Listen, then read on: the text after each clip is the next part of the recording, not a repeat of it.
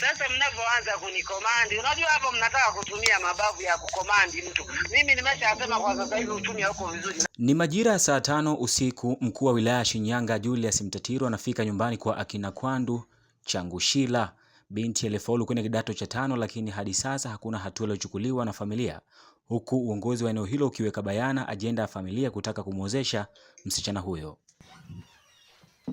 Odi hapa, mjambo. Mjambo. Marhaba. Unaitwa nani? Unaitwa Kwandu? Kwandu. Wewe ndio binti yangu ambaye nilikuwa nakutafuta. Wewe ndio haujajiunga kidato cha 5. Wewe ndio Kwandu Mimi naitwa Mtatiro, ni mkuu wa wilaya Shinyanga. Nina mabinti 100 kadhaa ambao wamefaulu kutoka hapa Shinyanga kwenda shule mbalimbali kidato cha 5. Mabinti wote wameshapelekwa na vijana wote wameshapelekwa, kasoro mtoto mmoja anaitwa Kwandu. Wewe uko serious wewe?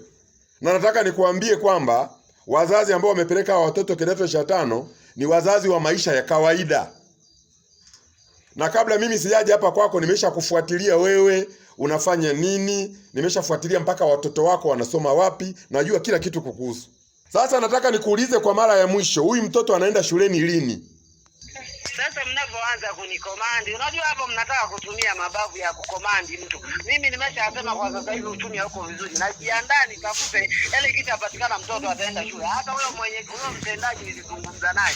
Na hata huyo mwalimu alienda kushtakiwa hilo jambo, na yeye pia nilizungumza naye nikamwambia. Akasema huyo mwalimu kwamba anajitokeza kumsomesha. Mimi sikukataa. Nikamwambia kama mnahisi ni sahihi, mimi siwezi nikawazuia, njoni tukae mezani.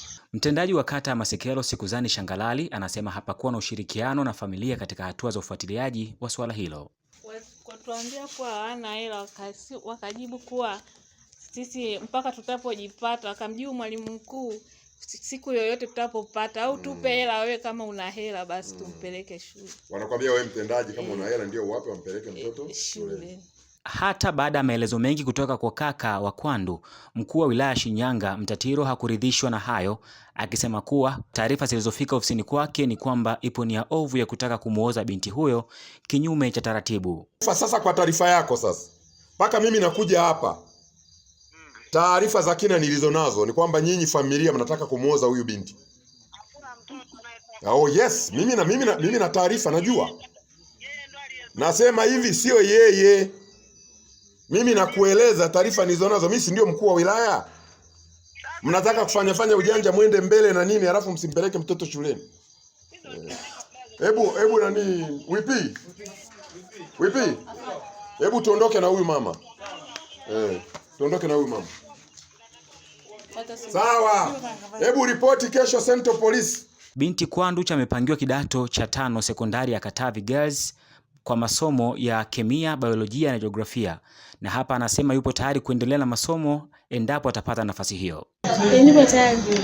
Madam alisema kuchukua mtu kusomesha. Nikiripoti